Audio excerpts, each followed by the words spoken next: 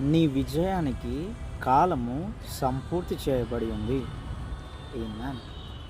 యేసు ప్రభువారు తన పరిచర్యను ప్రారంభించినప్పుడు ఆయన ఈ మాటను మాట్లాడతారు.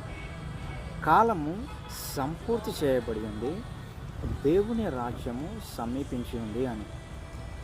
ఇంగ్లీష్లో ద టైమ్ హ్యాస్ ఫుల్ఫిల్డ్ అనే మాట ఉంటుంది.